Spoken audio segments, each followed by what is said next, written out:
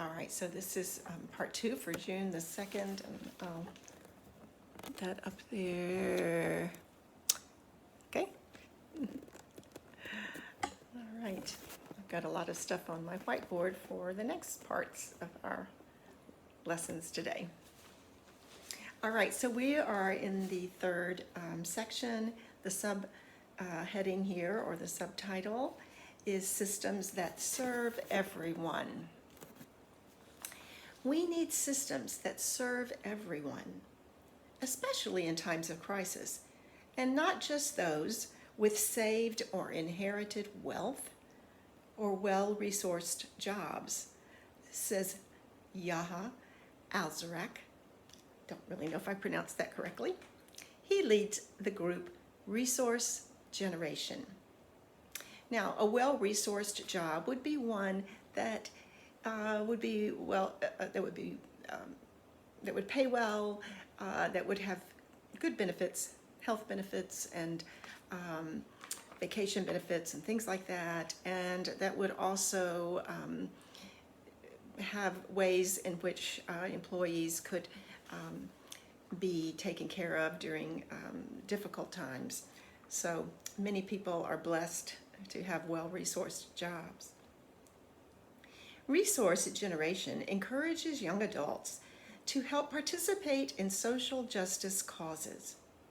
Resource Generation's #ShareMyCheck campaign is meant to inspire giving to others during this pandemic. New York writer Jason Yoon took to Twitter, phrasal verb there, took to Twitter. It means went on Twitter, okay? Took to is kind of an odd sounding combination, I'm sure, to your ears, and yet we use it when we kind of jump on some idea or some effort. So he took to Twitter last month with the #ShareMyCheck hashtag. I'm sorry, that didn't come out quite right. Grateful for a steady income and bank account, he felt he should share his check with others. I'm personally frustrated that so many workers and laborers are being excluded from federal aid, says Yoon. He divided his check among 4 social justice organizations. Hundreds of educators in California are giving their cash to support immigrant workers. A Boise, Idaho man gave to a local food bank, and others did the same. An Alabama math teacher paid 3 students utility bills. Now, I know that many teachers that I have communicated with during the pandemic have talked to me about their student population and the fact that they have students in their classrooms who have a very difficult time financially during ordinary times. So, of course, it has been very difficult for some of those students and their families. And the teachers have also been able to determine through Zoom meetings and emails and so forth some of the families who are struggling significantly, such as not being able to pay a utility bill. It's hard to expect children to Zoom with their classroom if they don't have electricity in their home, correct? So the teachers have been very significant all across the country in securing money and food, various resources to help the families that they interact with. So very grateful to teachers for that. Many people have donated food to food banks all around the country, and we have so many ways right here in our area here in Fulton County, Gwinnett County, Forsyth County, to donate food to groups, whether it be church groups or the food pantries and other food organizations that have simply sprung up, come up out of nowhere almost during this pandemic. Outpouring of generosity, the next section. As this pandemic unfolds, the silver lining really has been the outpouring of generosity and support, says Una Osili, who helps run Indiana University's Lilly Family School of Philanthropy. Philanthropy, or organized giving, has been part of America's fabric from the very beginning, says Osili. Compared to a lot of European countries, we don't have a lot of government programs for those in need, she says. Private philanthropy plays an important role. It is hard to tell how many I'm going to start this over. It's hard to tell how many will be charitable with their checks. Early evidence suggests that most are using the check to pay for food and bills. An April survey found 3% of U.S. adults plan to donate to charity. I believe that that number is very low. I believe that the survey was probably not a very extensive survey, but perhaps a quick survey. I do believe that most Americans who have reliable income are giving of their money and of their material blessings and of their time to help others. Some may say that it's coming directly from their stimulus check. Some may say it is just what they would ordinarily do with any money that they might have. More than 650 funds in the United States have been set up to support nonprofits during the pandemic. Yet, despite an increase in giving, the pandemic poses challenges to nonprofits. Many face increased demand for services amid social distancing mandates. Our workload has tripled, and not the funding, says Sarah Lewis. She helps run the Maine Access Immigrant Network. Maine helps refugees and immigrants get health care. Torres McGovern says many pledged their checks to Maine through #PledgeMyStimulus. One bright spot has been the donations through #PledgeMyStimulus. It brought tears to my eyes, says Lewis. We're only as strong as our most vulnerable population, and if we don't lift everyone, who are we? Now, vulnerable was one of the vocabulary words. Vulnerable has to do with the ability to be harmed, damaged. Often it's likened to sort of a weakness or a weak spot. And so our vulnerable population cannot be strong if we don't help them to be strong right now. So we are harmed if we don't help them because we need everyone. We need everyone to do well, to be healthy, to be able to practice safe guidelines. So it benefits all of us when we help the ones who need it the most. The social distancing mandates have created quite a conflict for many social service organizations because they deal directly with people. Their services are given face to face. And oftentimes the people that they deal with do not have access to technology that might be one way of assisting. But you can't take care of an elderly sick person. You can't take care of a child who is severely handicapped. If you are a social worker or a caregiver and you're unable to go into that home. So social distancing has really presented a challenge for those people. Again, at great risk, they have put on their mask, put on their gown, put on their gloves, and gone into homes in situations where perhaps previously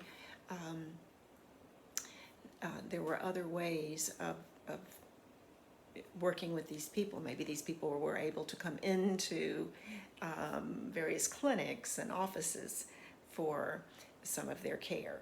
But now, it's different, and social distancing makes that very hard. People who are delivering meals, one organization in our country called Meals on Wheels, it's a very old organization, very active, always happy to receive financial support. And those people take meals routinely into the homes of senior adults. So the folks who do that now are, again, having to do it differently because of social distancing, leaving the meals outside, making sure that the person inside knows that the meal has been delivered. Challenging things to do when you're talking about working with elderly people. Also cooking those meals, working together to prepare them, that had to change as well. So many things that we don't often think about in our easy lives, in our comfortable homes. Next paragraph. In Wexford, Pennsylvania, Susan O'Connor oversees her stimulus check exchange Facebook group. She has helped 22 people like Jennifer Guy, receive assistance. My goal was just to make connections, says O'Connor. She says she and her husband had planned to put their checks toward buying a house. Then an idea struck. Now, in the more advanced level, the word epiphany is used there. Then she had an epiphany. Remember, I told you that that's one of my favorite words in the English language. And that's because it is that kind of special realization, understanding that is deeper than maybe we ordinarily think about in our busy lives, where suddenly we see things clearly and we say, this is what I need to do. Instead of buying a house, we need to help people make connections. We need to do this Facebook group so that we can help put together people who can give with people who are in need. There are people so much worse off who are struggling, she says. After receiving their checks, the pair bought a washer and dryer for a single mom. They plan to help another family fix their roof. Torres McGovern says her check could go towards house repairs or student loan debt.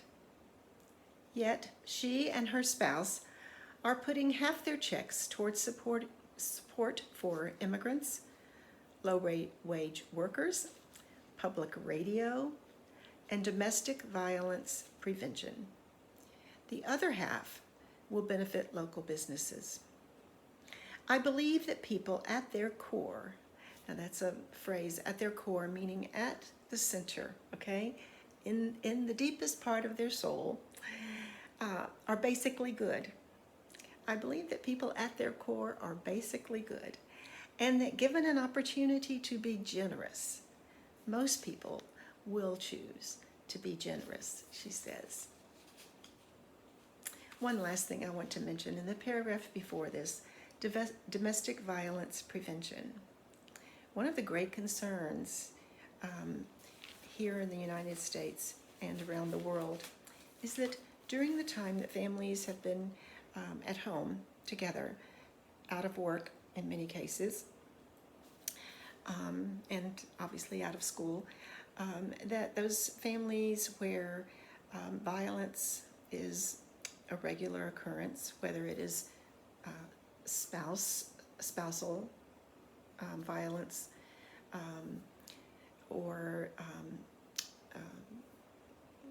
with children, neglecting children or harming children, that those terrible things would get much worse because of the stress and because of the large amount of time that families are locked up together and have been locked up together. And it is proving to be true. There have been some very, very sad statistics for the United States, at least, with regards to an increase in domestic violence.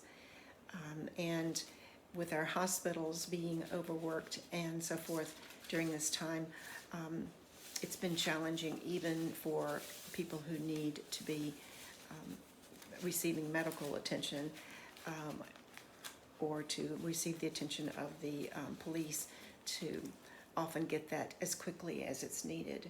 So this is a very, very sad thing, and one that is a terrible problem ordinarily.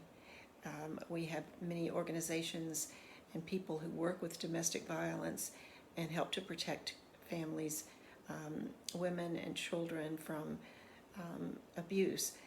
And during normal times, those people who do that, those social workers and others who help, have their hands very full. They have more than they can manage. But during this difficult time, it has just been extreme. And so, I know many of us have just really prayed and wished, only the best and given our resources in hopes that some of those situations could benefit from at least some resources that we might share. All right, so I hope that this article has been interesting. We are still uncertain, just as we were a week ago and 2 or 3 weeks ago, as to whether or not our government will do a similar type of check to citizens. There seems to be a feeling that yes, it will happen, probably within the next few weeks, probably sometime in June. But how much and how the money will be designated across the country besides just to citizens directly, to taxpayers directly, where other money will go, what organizations will receive larger amounts, and which organizations and businesses and corporations will receive less this time. It's going to be interesting, but my hope is that there will be good judgment used in Congress to make sure that the places of greatest need are well represented in the giving of those funds.